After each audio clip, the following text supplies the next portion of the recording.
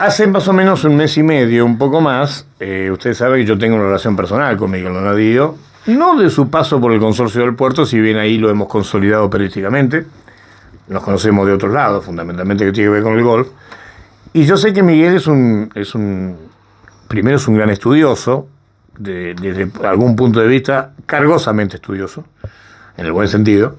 Entonces, no porque ahora esté más liberado, pero está con sus funciones profesionales y ha retomado alguna que otra actividad directiva en el club de golf, así que tenemos más contacto después de su salida del puerto.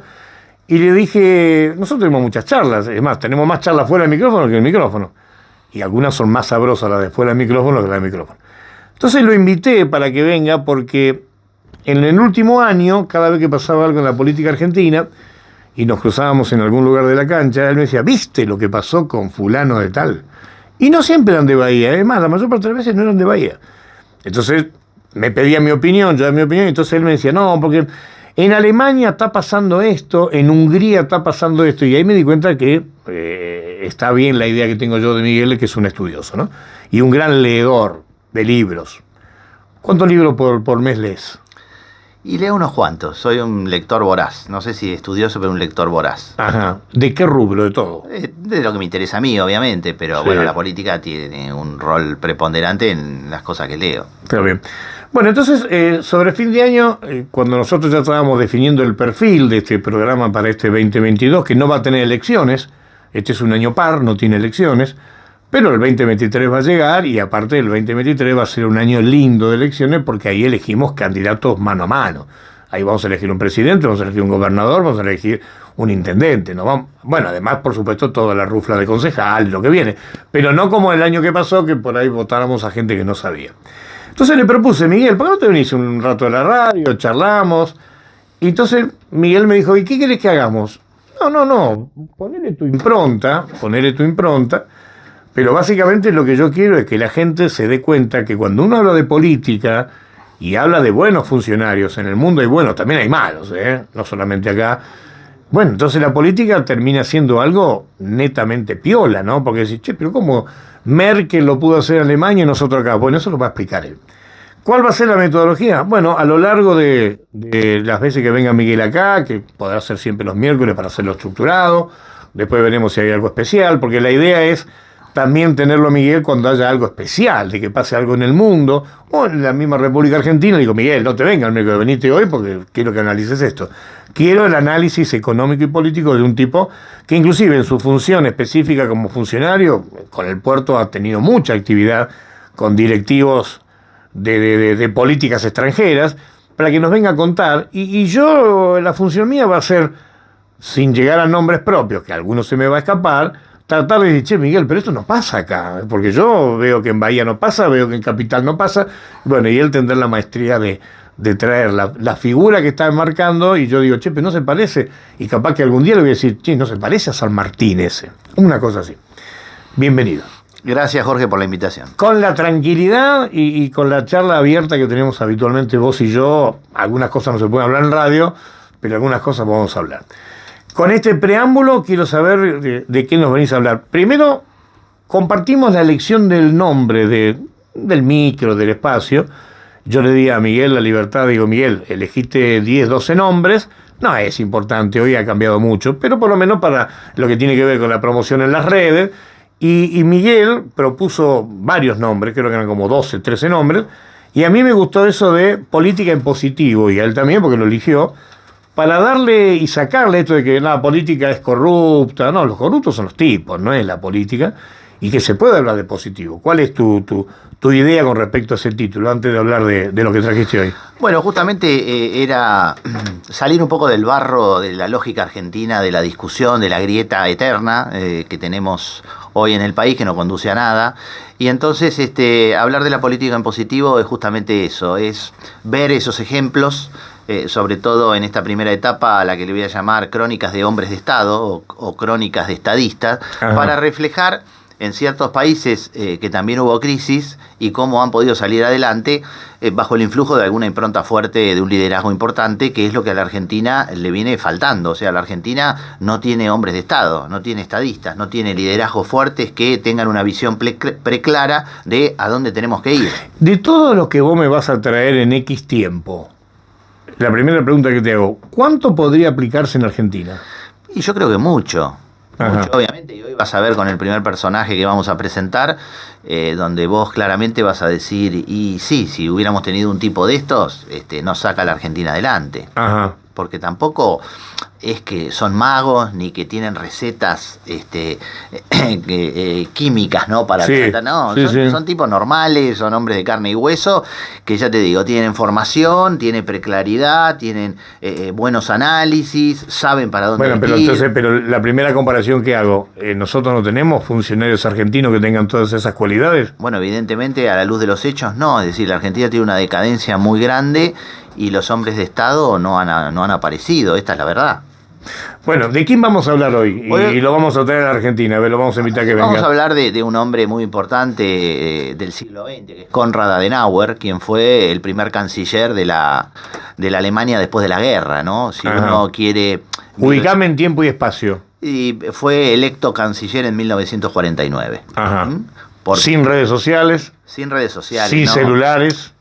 Por supuesto, y en el contexto en que asumió, vamos a contarle a la gente, acababa de terminar la Segunda Guerra Mundial, Alemania habían muerto 7 millones de alemanes, el 10% de la población aproximadamente había muerto en la guerra, entre los militares y los civiles, las ciudades habían sido bombardeadas y rebombardeadas y bueno, era una ruina total el país, no tenía fábricas, no tenía moneda, no tenía absolutamente nada. Y bueno, lo eligen a Konrad Adenauer, canciller de en ese tiempo lo que se denominó la República Federal Alemana. Ajá. Porque recordemos que Alemania quedó dividida en dos. Sí. La República Democrática Alemana, que era bajo la órbita de la Unión Soviética, la Alemania. La comunista. La comunista, exactamente. Y la República Occidentalizada, que era la Alemania Federal. Bueno, este hombre nació en 1876.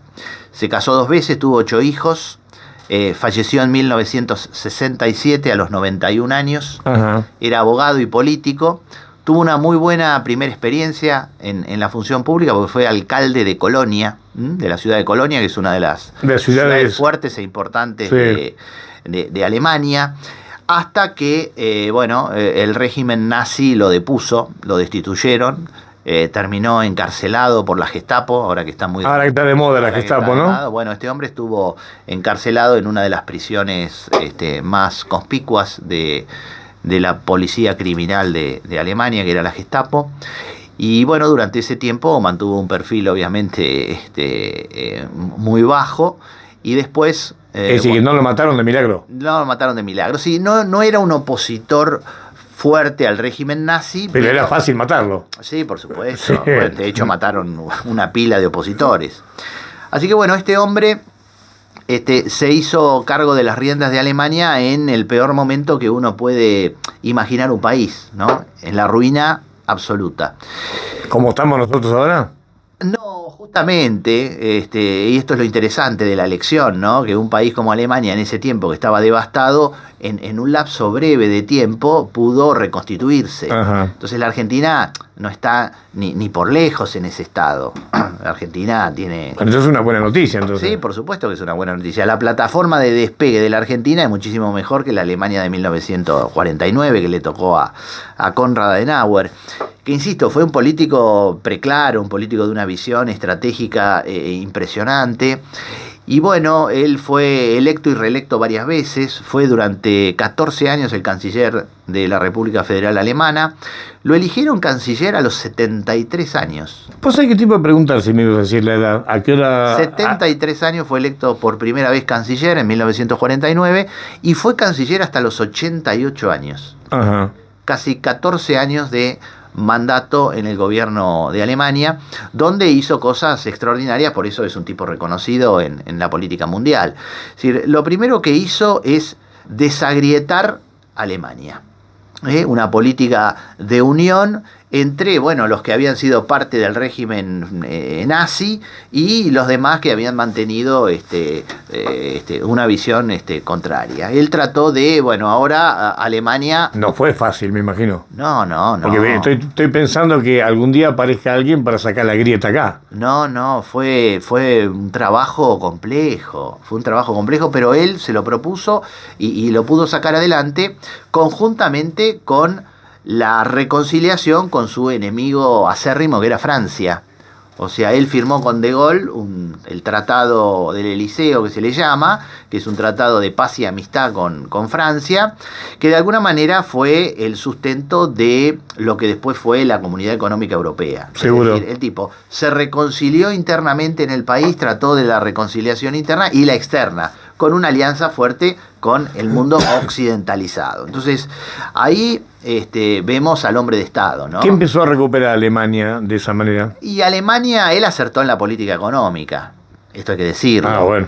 Él acertó en la política económica, tuvo un ladero muy importante que no es conocido a nivel mundial, que fue su ministro de Economía, que era Ludwig Erhard, un tipo de una clarividencia económica espectacular, donde apostó a una moneda fuerte, que fue el famoso marco alemán, y escuchá lo que te voy a decir, porque apostó también a la baja de impuestos, apostó a la liberación de los precios, o sea, no al congelamiento de los precios, a la liberación de los precios y de los salarios.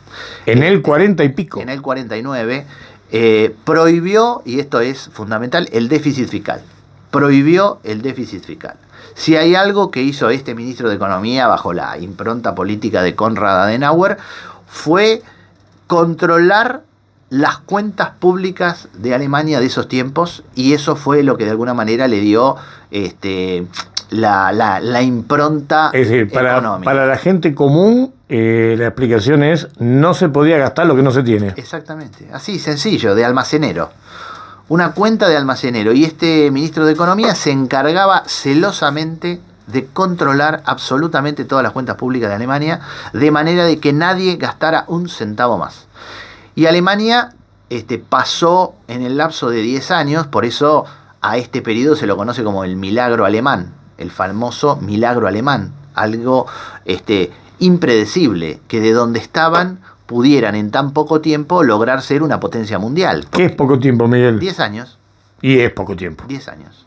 En 10 años, que fue el cancillerato de Konrad Adenauer, Alemania fue otro país. ¿Y cómo acompaña el pueblo en esas transformaciones? Porque nosotros no tenemos a funcionarios, pero tampoco somos nosotros iguales que los alemanes.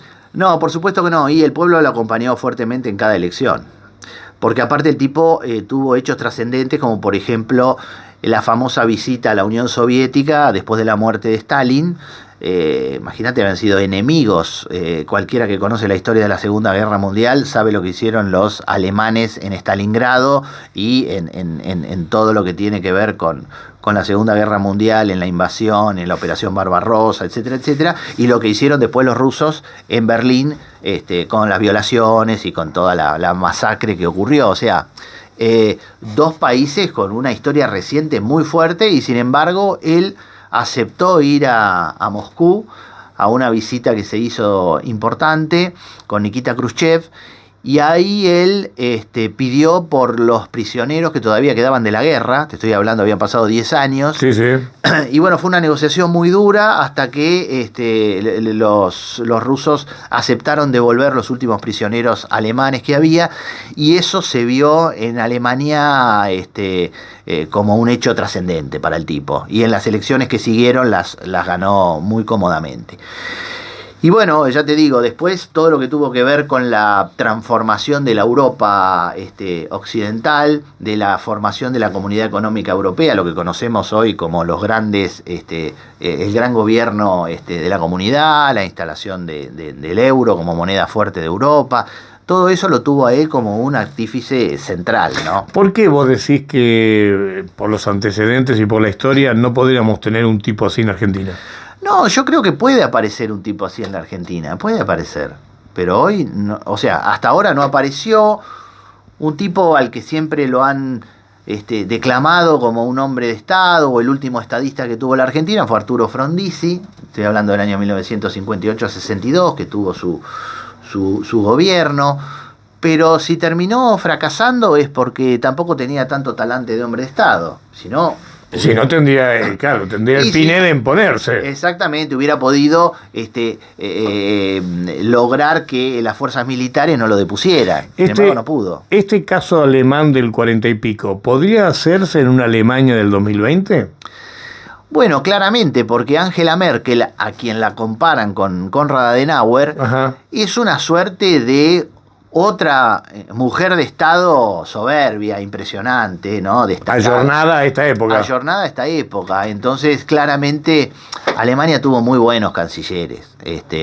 Willy Brandt fue otro gran canciller, famoso por la genuflexión en Varsovia, ¿no? Ese pedido de disculpas al pueblo polaco por todas las atrocidades que habían cometido los alemanes, que lo catapultó como hombre de Estado, ¿no? Entonces, nada, ellos fueron una sucesión, Helmut Kohl también, o sea, hay una sucesión de hombres grosos de la política alemana. La historia argentina reciente, no nos vayamos a esa época, ¿cómo han sido nuestros cancilleres en los distintos gobiernos?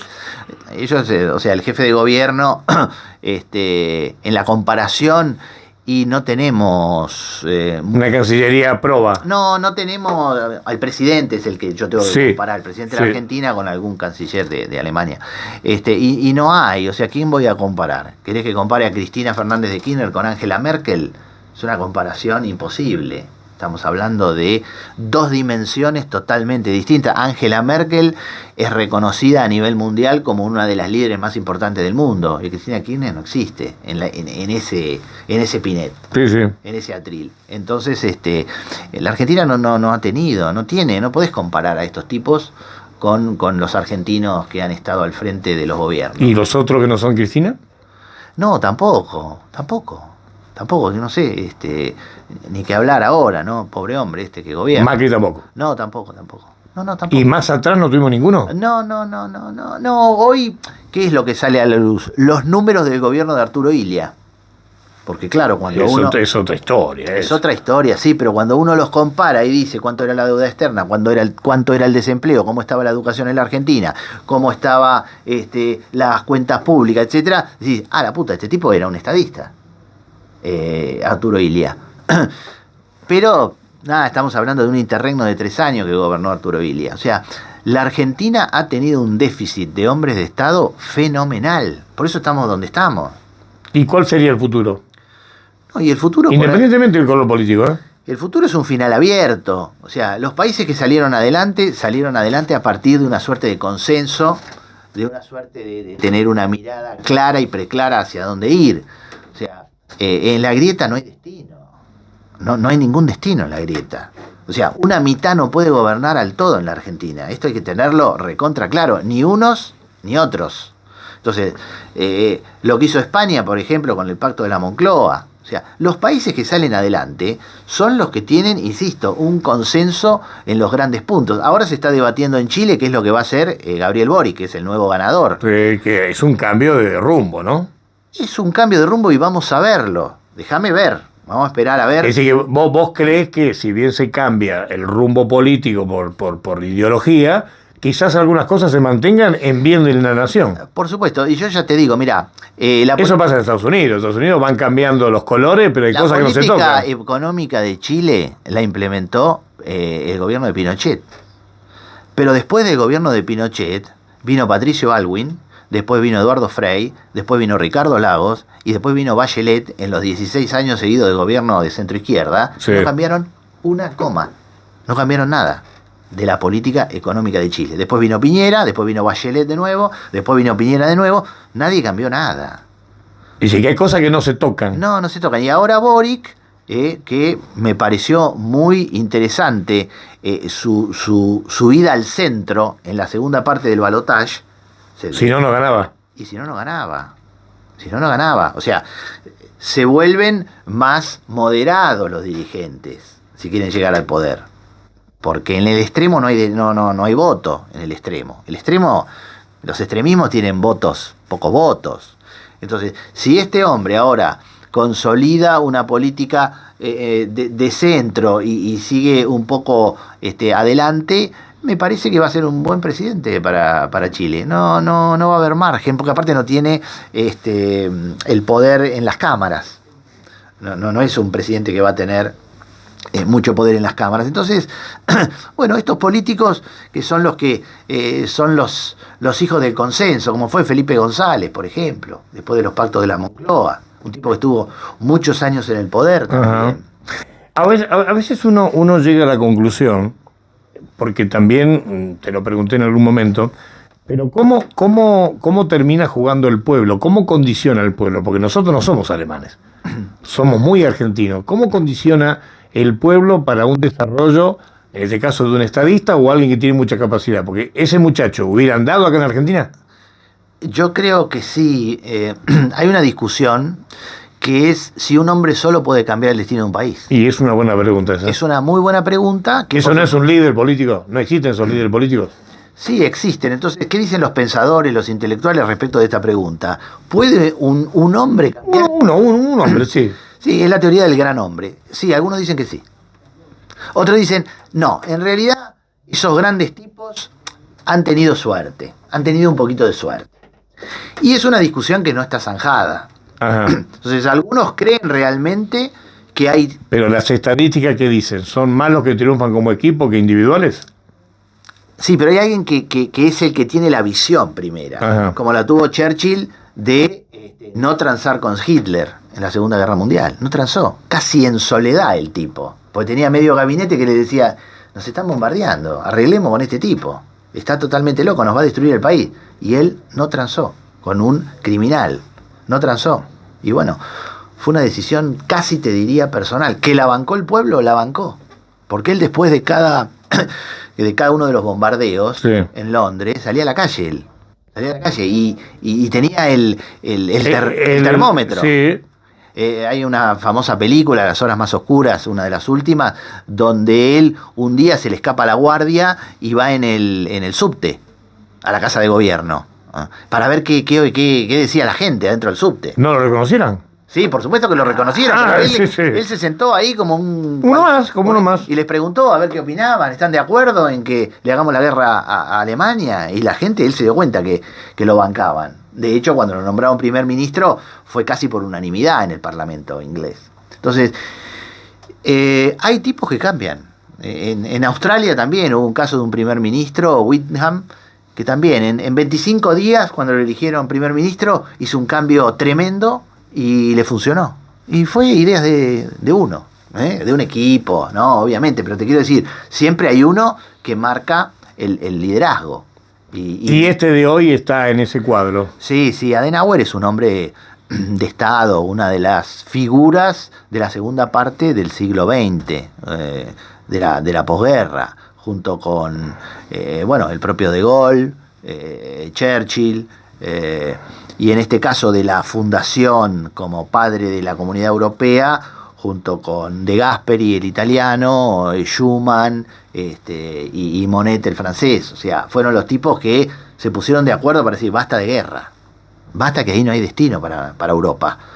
Pongámonos de acuerdo, reconciliémonos, libertad, prosperidad para la gente y avancemos.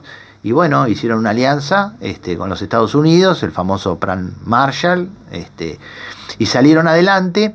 Y vos fíjate cómo fue el acierto, porque cuando cae el muro de Berlín, sí, en 1989, y sacaron la foto de Alemania del Este y Alemania Federal, parecían dos mundos distintos. Eran dos mundos distintos. Uno se había quedado en el tiempo, el reloj paró. Sí. Estaban atrasados 30 años, que es lo que ocurre hoy en Cuba, ¿no? Vos viste que acá hay muchos defensores del régimen cubano. Y mi amigo Andrés Salvatori, que acaba de hacer un libro sobre 40 historias de viaje, relata su viaje a La Habana, ¿no? Y bueno, andar en esos coches viejos, que es todo... Claro, es turístico para nosotros. Es turístico para nosotros. Pero no para vivir ahí. Pero no, son autos de antes de la Revolución Cubana, que son los únicos que hay. Claro. ¿Me entendés? Entonces... acá lo usaríamos para un cortejo de casamiento. Claro, por supuesto. Se quedó en el tiempo. Y aprovecho a vos que te gusta el deporte, de una cosa anecdótica, que un país que jugó un mundial y se enfrentó, que fue Alemania. Sí, me acuerdo de ese torneo. En el año 74, Sí. cuando se jugó el mundial de Alemania. Sí, sí. Uno de los partidos fue República Federal Alemana contra República Democrática Sí, Alemana. yo lo vi ese mundial, me agarró de pibe, yo lo vi ese mundial. Bueno, se llamó el partido del muro. Quedamos 4-1 afuera con Holanda nosotros. Exacto, sí, sí. El partido del muro, y que increíblemente fue el único partido que perdió Alemania Federal, que después fue campeona del mundo, Sí. 1-0 con los otros, Sí. ¿no? Con los comunistas, ¿no? Bueno, fue la única vez que un país se enfrentó. Así que, bueno, a modo de reflexión final, Sí. Konrad Adenauer, un gran hombre de Estado, forjador de la reconciliación de Alemania y Francia, como puntal para la fundación de la Comunidad Económica Europea, artífice del milagro alemán,